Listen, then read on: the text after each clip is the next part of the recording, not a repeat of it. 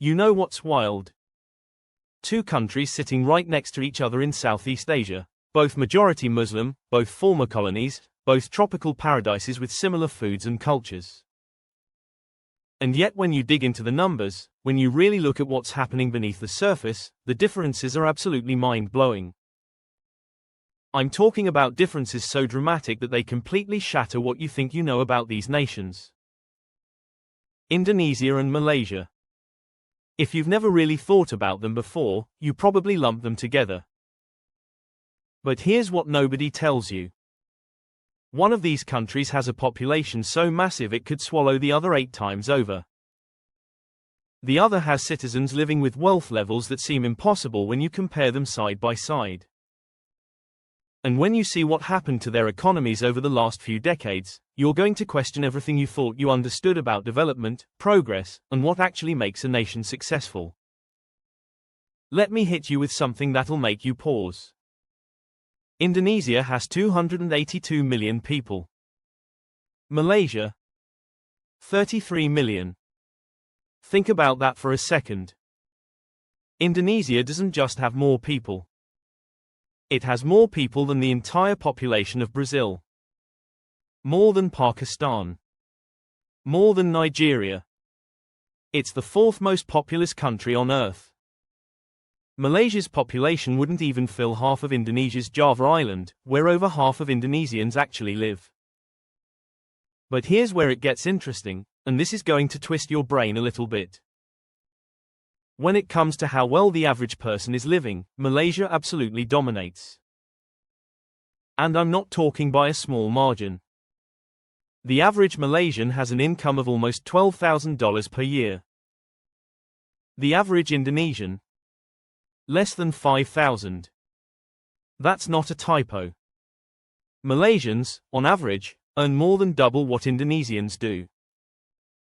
But wait, because when you adjust for purchasing power, for what that money can actually buy you in each country, the gap gets even wider. Malaysians are living with nearly $39,000 in purchasing power. Indonesians have about 16,000. That means the average Malaysian can buy more than twice the goods and services that an average Indonesian can. Two countries, same region, similar histories, but completely different living standards. How did that happen? And here's the part that should make you lean forward in your seat. This gap isn't closing.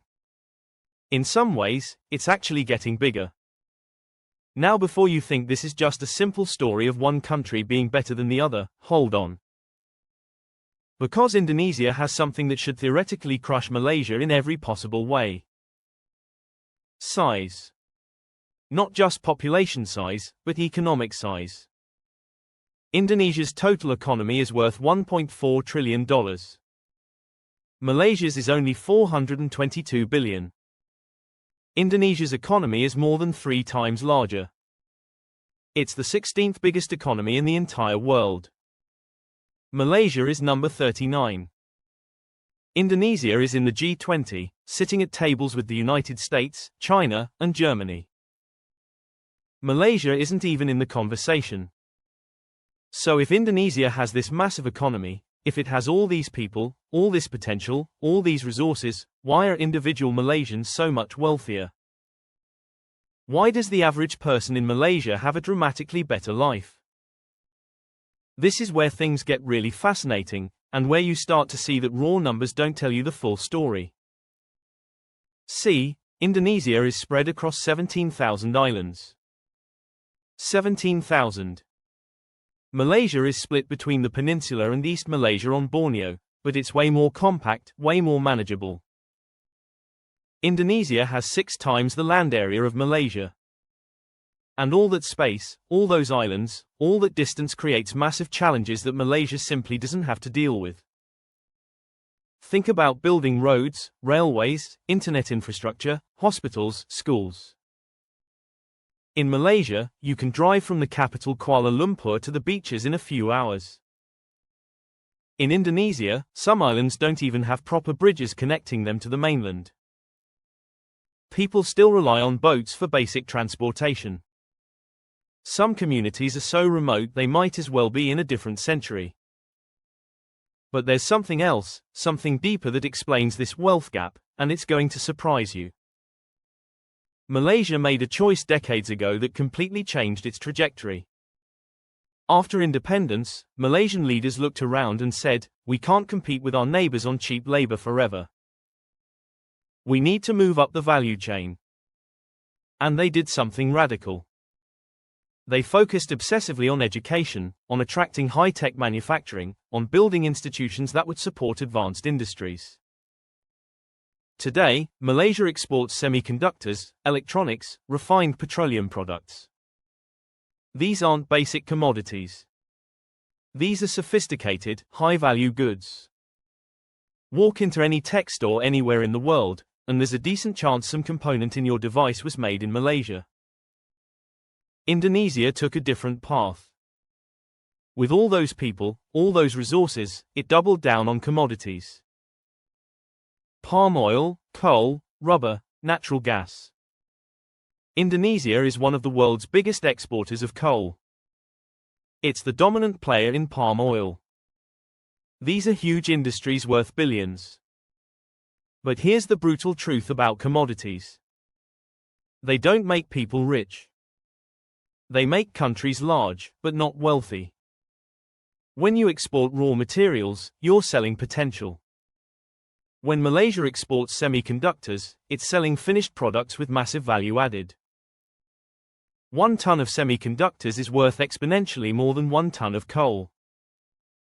And the jobs created in high-tech manufacturing pay dramatically better than jobs in commodity extraction.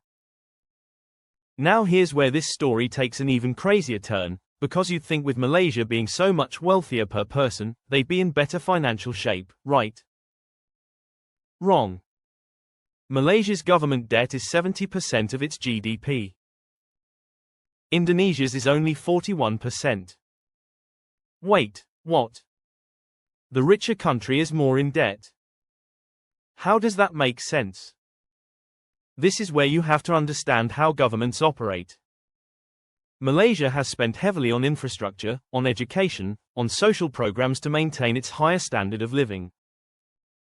That costs money. Indonesia, with its larger but poorer population, actually runs a tighter fiscal ship in some ways. The government spends less per person, takes on less debt relative to the size of the economy. But this creates a paradox that's almost painful to watch. Malaysia has the debt, but it also has the wealth to manage it. The country has strong institutions, good credit ratings, and diverse revenue streams from its advanced economy. Indonesia has less debt, but it also has fewer options to invest in its people. When a natural disaster hits, when a global recession arrives, Indonesia has less cushion, less flexibility. It's like comparing someone who took out a mortgage on a nice house versus someone who's debt-free but still renting. One has obligations, but also assets. The other has freedom, but less security. And speaking of security, let's talk about something that really shows the difference between these two nations. Stability. Political stability, economic stability, the kind of predictability that investors and businesses crave. Malaysia scores notably higher on economic freedom indexes. It ranks 50th in the world. Indonesia is 65th. That might not sound like a huge gap, but in the world of international investment, those rankings matter enormously. Malaysia has attracted massive amounts of foreign direct investment because companies know what to expect. The rules are clearer. Corruption, while it exists, is more controlled. The legal system is more predictable. Indonesia has made huge progress in the past 2 decades, but it still struggles with bureaucracy, with regulatory uncertainty, with the sheer complexity of governing such a vast and diverse archipelago. Here's something that'll blow your mind even more. Indonesia should theoretically dominate Southeast Asia. It has the people, the resources, the strategic location. But Malaysia punches so far above its weight that it's almost absurd. Malaysian universities rank higher globally. Malaysian infrastructure puts Indonesian roads and ports to shame in many areas.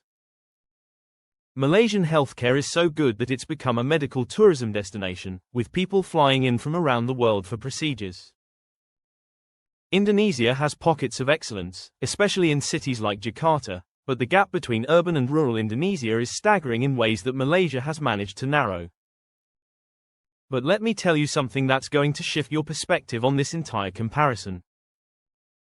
Indonesia isn't losing. Not even close. In fact, what Indonesia is doing right now might be the most impressive economic transformation on the planet, and hardly anyone is paying attention. Over the past 20 years, Indonesia has lifted tens of millions of people out of poverty. Tens of millions. The middle class is exploding. Cities that were backwaters a generation ago are now bustling economic hubs. The digital economy in Indonesia is growing faster than almost anywhere else in Asia. Indonesian tech startups are becoming unicorns, worth billions of dollars. Companies like Gojek and Tokopedia are reshaping not just Indonesia, but the entire region. And here's the kicker. Indonesia's growth rate is consistently matching or beating Malaysia's. Both countries are growing at around 4% per year, which is strong by global standards. But when you grow a $1.4 trillion economy by 4%, you're adding way more total wealth than when you grow a $400 billion economy by the same percentage. Indonesia is adding more absolute economic value every single year than Malaysia's entire economy in some sectors. The gap in per capita wealth might not be closing fast, but Indonesia is building something that Malaysia can't match. Scale. Momentum. A massive domestic market that companies around the world are desperate to access. Think about it like this. Malaysia has already developed. It's wealthy, stable, comfortable. It's done the hard work of transforming from a commodity exporter to a high-tech hub. But there's only so much higher it can climb without making radical changes. Indonesia is still in the middle of its transformation. It's messy, it's chaotic, there are setbacks and corruption and infrastructure problems. But the trajectory is clear. The potential is absolutely enormous. And as Indonesia continues to urbanize, to educate its population, to build out its digital infrastructure, the growth could be exponential in ways that Malaysia simply can't replicate. Now let's talk about something that doesn't show up in GDP numbers but matters just as much. Influence. Soft power. Cultural reach. Indonesia is increasingly flexing its muscles on the global stage. It's the largest Muslim-majority country in the world, giving it unique diplomatic weight. It's a leader in ASEAN, the Association of Southeast Asian Nations. It's pushing for more representation in global institutions. Malaysian diplomacy is sophisticated and effective, but Indonesia has the population and the economic size to demand attention in ways Malaysia cannot. But here's what really gets interesting when you look at the future. Climate change. Both countries are going to be hit hard by rising sea levels, changing weather patterns, and extreme weather events. But the impacts will be dramatically different. Indonesia's capital, Jakarta, is literally sinking. Parts of the city are dropping by as much as 25 centimeters per year. The government has already announced plans to move the entire capital to a new location in Borneo, a project that will cost billions and take decades. Malaysia faces climate challenges too, but nothing on the scale of relocating an entire government and millions of people. This is the kind of problem that comes with Indonesia's unique geography, its vulnerability, its sheer complexity. And then there's the question of resources. Indonesia is blessed and cursed with natural wealth. Those coal reserves, those palm oil plantations, they generate enormous revenue. But they also create environmental destruction on a massive scale. Indonesian rainforests are being cleared at alarming rates. The haze from forest fires affects not just Indonesia but Malaysia and Singapore too. Malaysia has its own environmental issues, but it's further along in transitioning to a cleaner, more sustainable economy. Indonesia is stuck in a difficult position. It needs the revenue from commodities to fund development, but exploiting those commodities destroys the environment and undermines long-term sustainability. It's a trap that many developing countries fall into, and Indonesia hasn't fully figured out how to escape it yet. But let's get back to the people, because ultimately that's what matters. What's life actually like in these two countries? If you're middle class in Malaysia, you probably live in a decent apartment or house, you have access to good schools and healthcare, you can afford to travel occasionally, you have job security. Life is comfortable, predictable, safe. If you're middle class in Indonesia, your experience depends enormously on where you live. In Jakarta or Surabaya or Bali, life can be pretty good. There's a vibrant cultural scene, amazing food, growing opportunities. But if you're in a smaller city or rural area, life is harder. Infrastructure is weaker. Opportunities are fewer. The quality of schools and hospitals drops dramatically. This is the inequality that GDP numbers hide. Malaysia has done a much better job of spreading wealth across its population. Indonesia's wealth is concentrated in the hands of a smaller elite and in specific urban centers, while huge portions of the country still live in relative poverty. Over 25 million Indonesians still live below the poverty line. The percentage is dropping, but the absolute numbers are staggering. Malaysia has largely eliminated extreme poverty. Not completely, but to a degree that Indonesia hasn't achieved yet. Education tells the same story. Malaysian students consistently perform better on international tests. Malaysian universities attract students from across the region. Indonesia has some excellent universities, but the overall quality of education is lower, and the gap between the best schools and the worst is enormous. This matters because education is the foundation of future prosperity. Malaysia's investment in education decades ago is paying off now in the form of a skilled workforce that can compete globally. Indonesia is investing heavily in education now, but it will take a generation for those investments to fully pay off. Healthcare is another stark difference. Malaysia has a well-developed public healthcare system and a thriving private healthcare sector.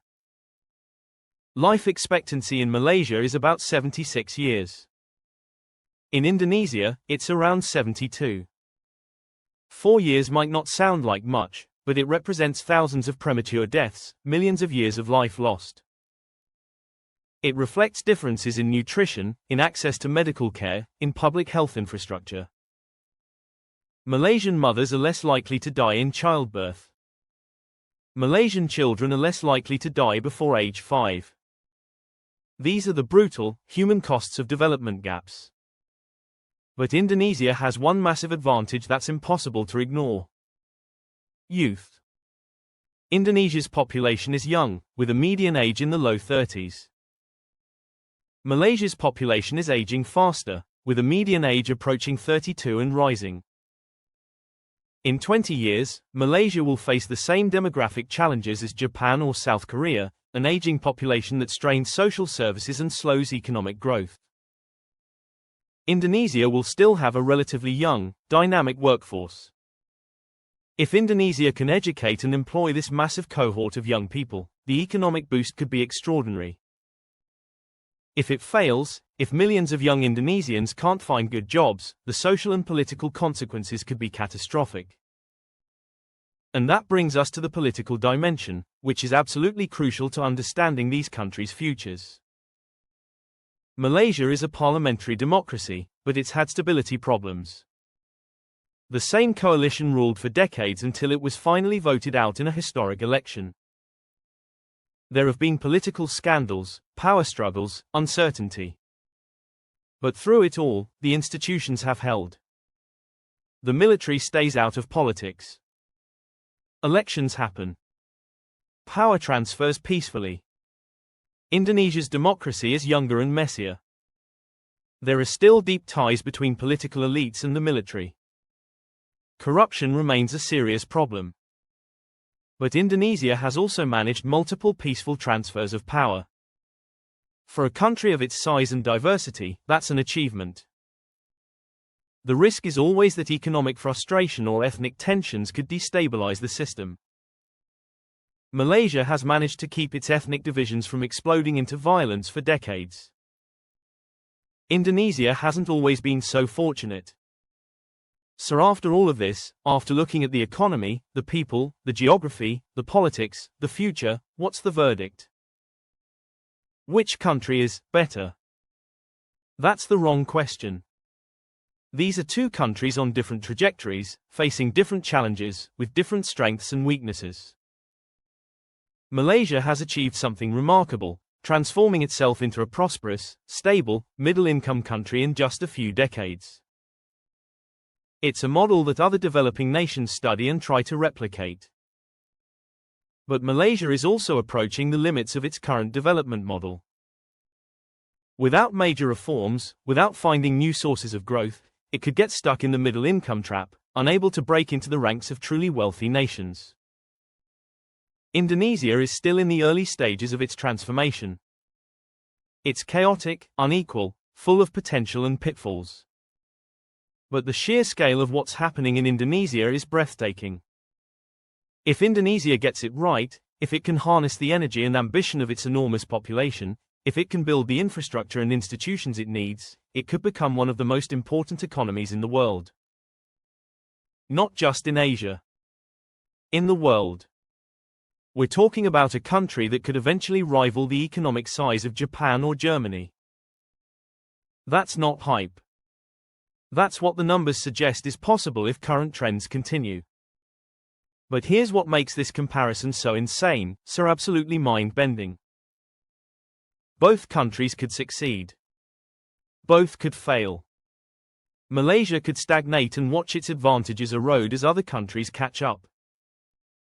Indonesia could stumble, torn apart by inequality or environmental disaster or political instability. Or both could thrive, each in their own way, creating a Southeast Asia that's more prosperous, more influential, more important than ever before. The results aren't predetermined. The outcome depends on decisions being made right now by leaders, by businesses, by millions of ordinary people in both countries. What makes Indonesia versus Malaysia so fascinating isn't just the comparison itself. It's what the comparison reveals about development, about the choices countries make, about the complex interplay between geography, history, politics, and economics. It shows you that there's no single path to prosperity, no one-size-fits-all model. Malaysia and Indonesia started from similar places and took different roads. Both roads have led to progress, but different kinds of progress. And the journey is far from over.